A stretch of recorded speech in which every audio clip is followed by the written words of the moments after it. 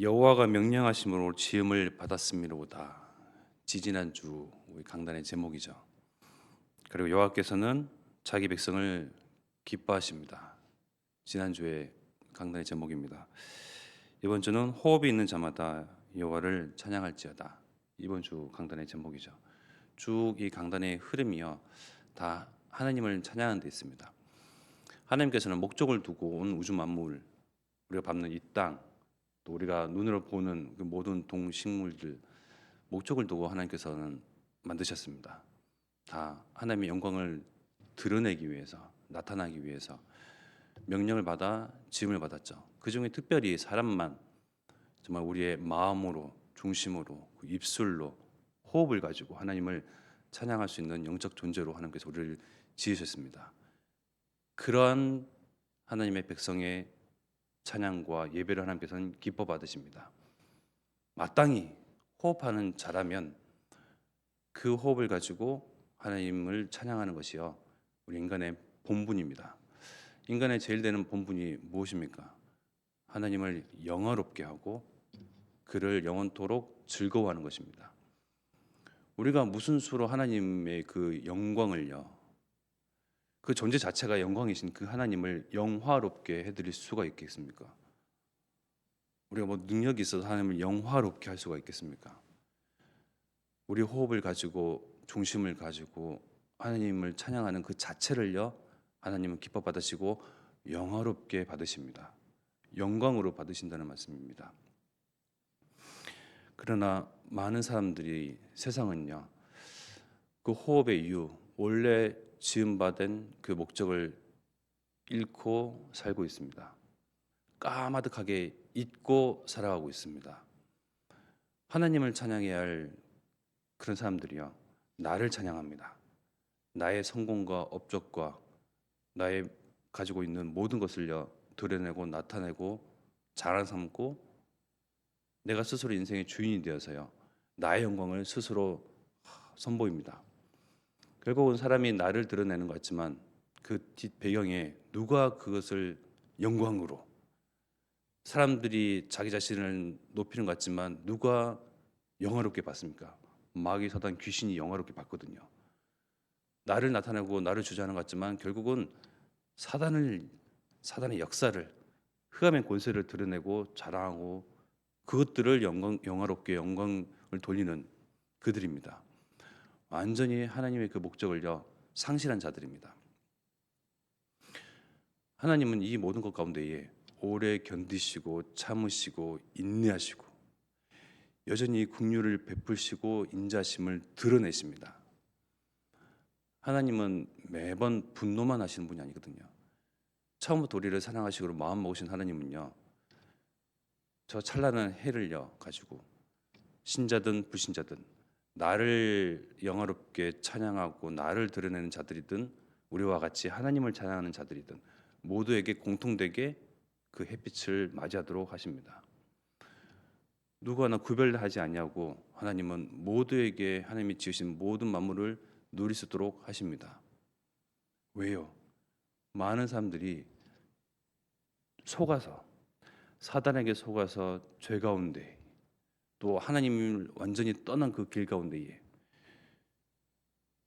여전히 나를 드러내고 세상 물질, 사람, 성공 중심으로 치닫는 그들을요, 하나님은 오래 기다리시면서 그들에게도 생명을, 그들에게도 호흡을, 그들에게도 이 햇빛을, 그들에게도 물을, 모든 이들이 살 수 있는 여건들을 하나님께서는 공통적으로 제공하십니다.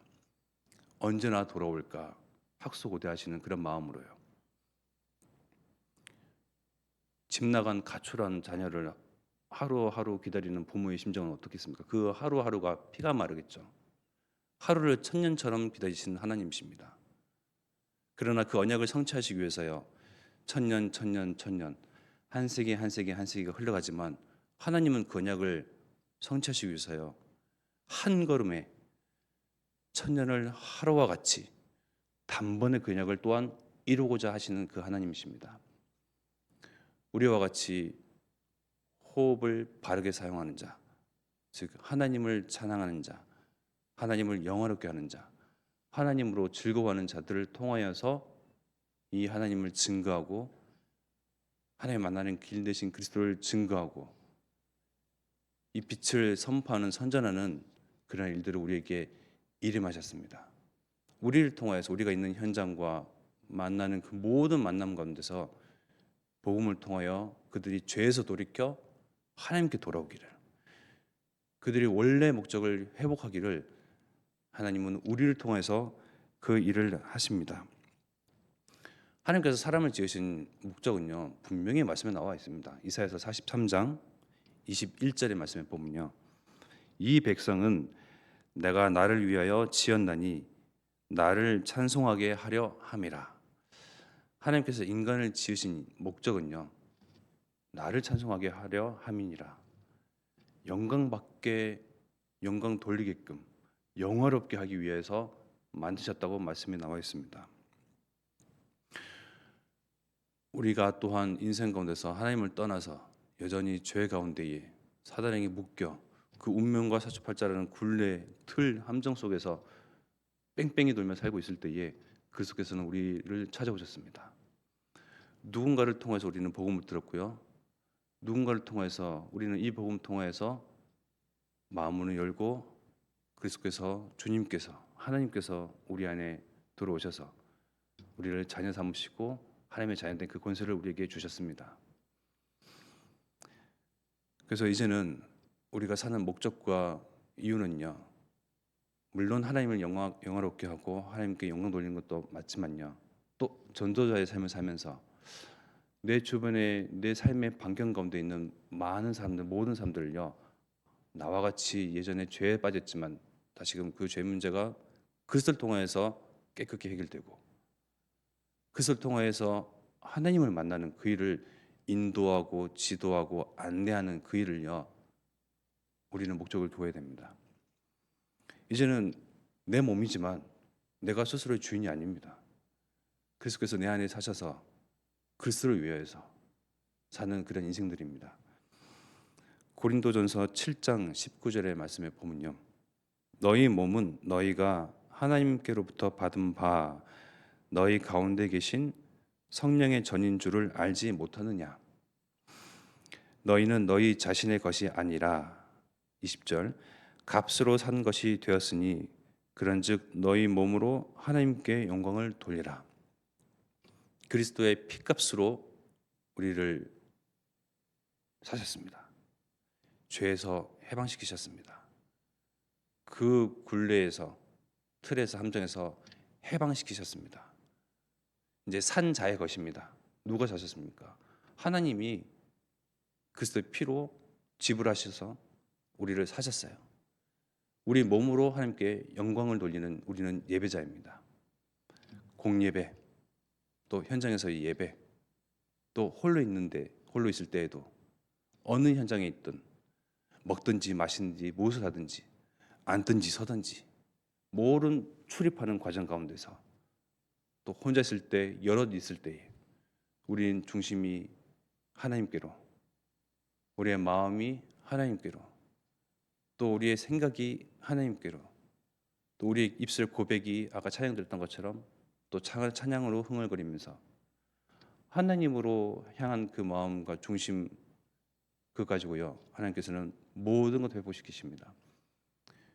예배자로 섰을 때에 또 뭐라고 말씀하십니까? 부모가 예배자로 섰을 때에 자녀는요, 인생 성공이라고 말씀하셨습니다. 자녀에게 어찌할 것을 지도는 해야 되겠지만 그 이전에 부모인 내가 하나님 앞에 어떻게 서느냐가 중요합니다. 우리는 이 자리에 또 공예배 때에 그냥 앉아 있을 수 있습니다. 예배 드려줄 수도 있습니다. 그러나 그 마음을 감찰하시는 하나님께서는 진짜 하나님의 기쁨으로 삼을, 하나님께서 기뻐하시는 그 백성을 찾으십니다. 많은 사람들이 예배자로 앉아 있지만 하나님의 기쁨이 어디 있는가 하나님께서는 감찰하십니다. 다 앉아 있죠. 그러나 마음과 생각이 분산되어 있는지, 진짜 마음과 생각과 내 모든 육신과 나의 정신마저도 하나님을 향해 있는지, 이래서 굉장히 우리 목사님께서 강조하시잖아요. 예배 전 30분, 최소한 10분 돌아다니지 말고 정말 온종일 모든 것이 온전히 하나님께 향하도록 그 준비된 마음에서부터요 하나님은 흡족해 하십니다. 영광을 받으시고요 기뻐하십니다. 저 또한 한 20대 통틀어서 10년간 예배를 놓치고 살았던 그런 과거의 경력이 있습니다. 이유는 저의 핑계이지만 불신자 상태 6가지가 너무 알고 싶은 거예요. 전도를 해야 되겠는데 친구, 학교 현장에서 뭔가 모르는 그런 답답함이 있는 거예요. 불신자 상태 6가지가 뭘까? 물론 그냥 아는 그런 지식적으로 아는 거 말고요. 불신자처럼 살아봐야겠다. 그랬더니 역시나 이것이 영적 문제구나.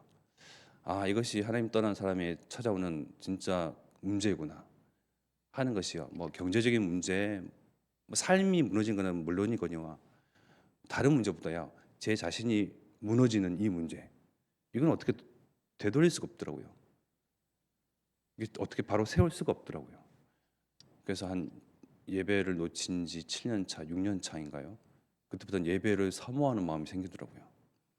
그 이전에는 찬송가 4절, 특히 5절까지 있는 거는 굉장히 지루해하고 못 참고 막 그랬거든요. 그래서 이제 예배를 회복하고자 몸부림쳤습니다. 안 되는 거예요. 마치 사단이 저의 발목을 탁 잡고 있는 것 마냥 발걸음이 안 떨어지는 겁니다. 한 주 한 주 또 실패하고 그러던 중에 안 되겠다. 기독교 방송이라도 봐야 되겠다 하는 그런 마음에 TV를 틀고 주일 오전에 이제 방송을 보게 되죠. 근데 수많은 사람들이 그 큰 예배당에 빽빽히 앉아 있습니다. 그러나 과거의 저의 모습이 아닌가 하는 그런 모습들이 몇몇 보이더라고요. 이게 동태의 눈과 같은 눈빛으로 넋이 나간 그런 표정으로 멍하게 이렇게 예배 자리에 앉아 있는데 제 마음에 어떤 생각이 들었냐면요. 그 예배자로서 예배 시간에 그 자리에 앉아 있을 수 있는 것이 얼마나 복된 일인지 저들은 알까?